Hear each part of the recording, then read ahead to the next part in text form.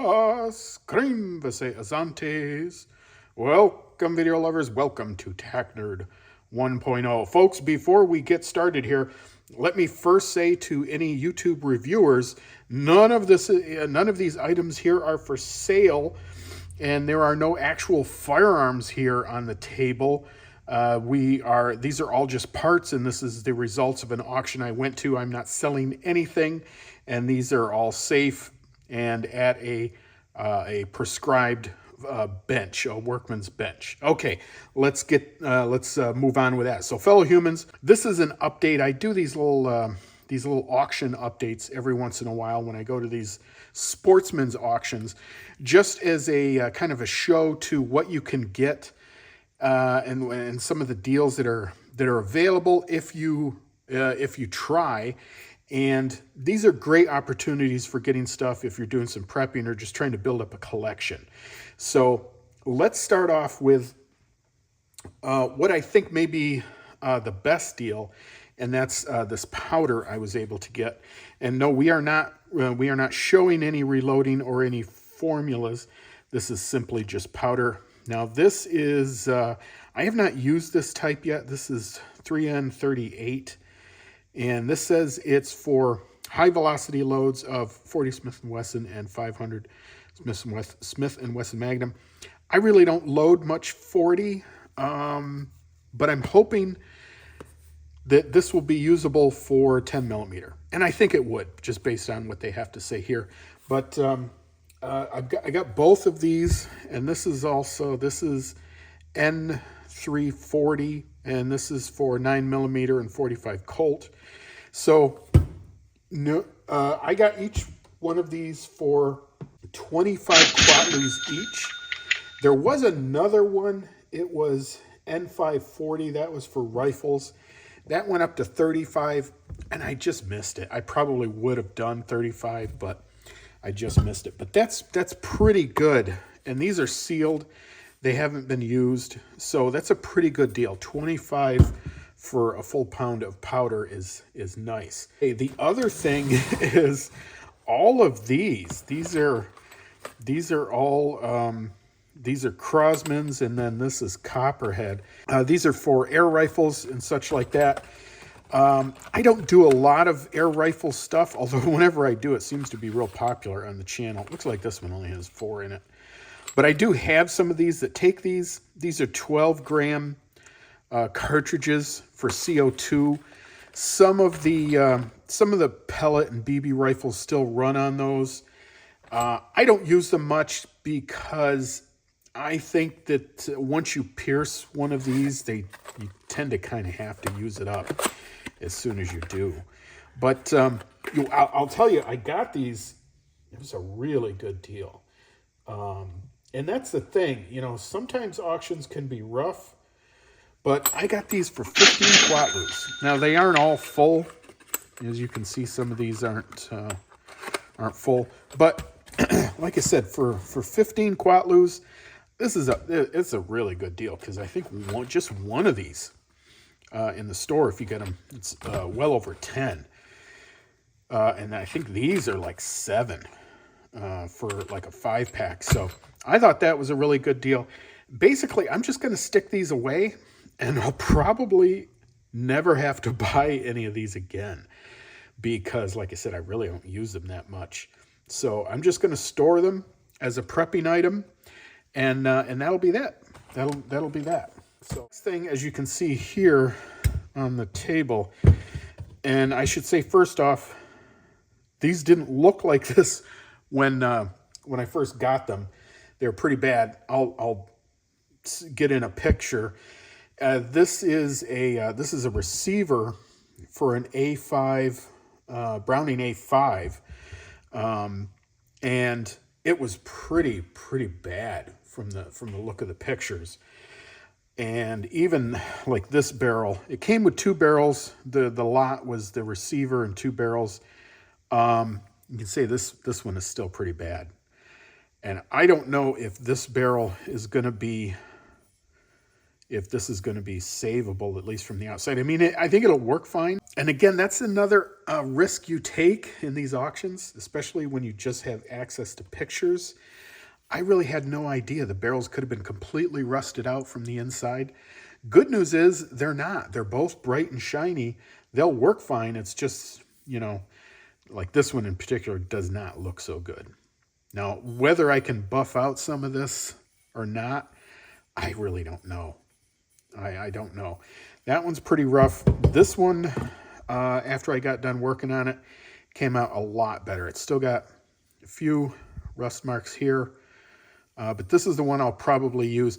I'm not going to go too far into this. This will be a whole separate video. I'm gonna try to rebuild this, and it's going to take a while, and it's going to take a lot of parts because these old timers, they're rock solid, but they do take a lot of work. As you can see, polished up real nice, and the bluing, most of it is still in place, but there are some spots here that I'm probably not going to be able to get out. I might be able to polish those out, but it'll probably end up taking the bluing with it, and I just don't know if I want to do that. But this side ended up looking real nice, actually. We'll see how well that goes, but if I can get that, working, that'll be a great addition to my collection, and a great addition to my eventual degeneration into FUDism. Last lot that I got was some magazines, and this was also a really good deal. So I got this for, this was 10 copies for all 4 of these. I think that's a deal. These are still wrapped. These are AR mags. These are from Brownells. Yeah, Brownells. Brownells metal magazines are actually really good. And they have the, it looks like these have the Magpul followers. No, they don't. They don't, but you can put them in there. And if you use the newer Magpul followers, these things work great. So no issue there. Now, the other two, and this is the reason I think I got this for such a good price, was this one here. This is badly rusted out. And pretty much this was the only reason I bought this lot, was because this was a Mini 14 magazine, and they're hard to find in any availability. I'm probably going to use some rust remover, which I did buy some of this, and then I'll just have to reblue this, or maybe Cerakote it or something. Maybe some Alumihide. I don't know who makes this. I cannot find any words on this.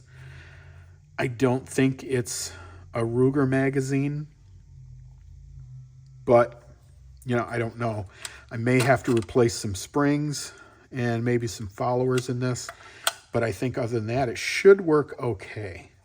But if anyone knows who makes this magazine, let me know, because I cannot find any wording on this, and there's nothing on the base plate. So I'm just not sure, but I'm going to do my best and see if I can rescue that one. Okay, the other thing, and the thing that's the big mystery here, is this. This is it says it's a Colt AR-15 magazine. I got to press X for doubt on that one. I don't think this is real Colt. I have genuine Colt magazines, and they're not written like this. Now this one does have some rusting also. I think this one's pretty much savable. I just don't know what it's going to be like once we get it. As you can see, it's dipping right down there as soon as it gets any pressure. But again, should be able to put a Magpul follower in here, and this one should work fine. But if anyone knows who actually made this is a 40. I think these are both 40s. I don't know that Colt ever made a 40 magazine. I don't think they did. So, it'll be interesting to see. But, you can get a lot of these rare finds at auctions. And, if anything else, it's a lot of fun. I will tell you that. And, like I said, for 10 Quatloos, I got each one of these for $250. And these are definitely worth that. So definitely made out there. I think I made out with the CO2s. Now the Browning, the A5 receiver, that was 160 Quatloos that one went up to. I think someone had the same thoughts as I did about refinishing it. There was another one that was a 16 gauge. I think it was what they call a Sweet 16. I probably should have bought that one.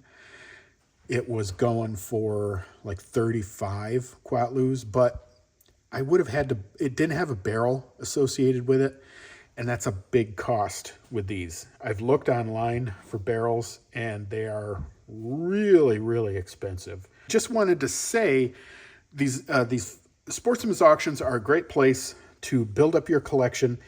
If you're a mechanical type person and can do a little bit of work, something like this, again, if I can get it to work, it'll be a great addition. But it's going to take quite a bit to do that. I am going to make a separate video on that and all the progress there for that. But again, just wanted to show you some of what I was able to get there. And so, yeah, look out, see where you can find these auctions. Some of them are only online. Some of them are in person. The actual firearms themselves, not something you have to build up like this one, but an actual functioning, working firearm. I have to tell you, it's almost nearly impossible to buy anything at those because the prices just are so outrageous. People bid stuff up way beyond its actual worth. And sometimes other stuff too. There was a site, a red dot site. It was a Romeo 7 red dot, and I had 2 of them. I usually get them when they go on sale through PSA for 95 to 99 Quatloos. Somebody paid $100 for that one, and that was way too much. And again, ammo, sometimes you can get it at a good price, sometimes you can't. But people just go crazy with these, and they bid stuff up, as I said, way beyond its actual worth. Really, the only time you can get anything decent is something like this, something that you can fix or repair. So anyways, folks, that's it for today's video. Stay tuned, and stay tuned for the rebuild videos for this A5, this Browning. This is going to be a great project, and I think this thing's going to look awesome when it's done. So anyway, stay tuned. As I said, more videos to come. Like, share, and subscribe, all that good stuff. Folks, this is Tac Nerd, your friend in the wasteland. Welcome to Tac Nerd 1.0. I hope you liked the video, and remember to like, share, subscribe, and let us know what you think by making a comment below.